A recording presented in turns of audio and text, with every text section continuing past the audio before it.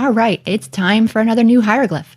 So this one's clearly a picture of a man, but how was it used in ancient Egyptian? We'll get into that in just a moment. Welcome to Voices of Ancient Egypt. If you're new here, I'd love it if you'd click subscribe and hit that bell so you don't miss future videos like this one. All right, so we clearly have a seated man hieroglyph here, but how was it used? It could actually be used in a number of ways in Egyptian. So the first way it could be used is as a determinative. And if you're not familiar with what a determinative is, I recommend you pick up my free half-hour hieroglyphs guide, which will be linked in the description below. So this was usually used as a determinative in words that basically describe people. So this could be a collective kind of description of people, or a particular type of person, or even a person's name. So one example would be the word heker, which means a hungry person. We usually translate it in English as the hungry, but it was referring really to a particular hungry person. And so this is actually determined with a seated man after it.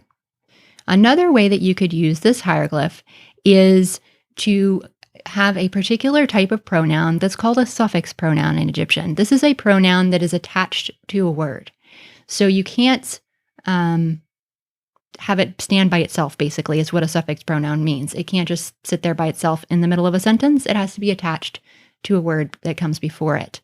So this can be used as the first person suffix pronoun, the first person singular, meaning it can be I, me, or my. So for my, for example, this is a possessive. You could put it on a word like son or daughter, and you could say my son by adding this on at the end. Now, when it's used as a suffix pronoun like this, it is transliterated as like the letter I, what we call a yod in Egyptian. So it probably represents a y or light vowel sound at the end, just like I described in the video earlier about yod. And this can also, though, when you use a suffix pronoun like this, depending on who it is that they're talking about, you could have a different sign. So this is your most common standard one, is the seated man. But if you were talking about a woman, you'd have a seated woman. If you're talking about a king or a god, you might have a seated god figure, for example. But that is how you use the seated man in most cases in Egyptian. I'll be back again with another hieroglyph soon.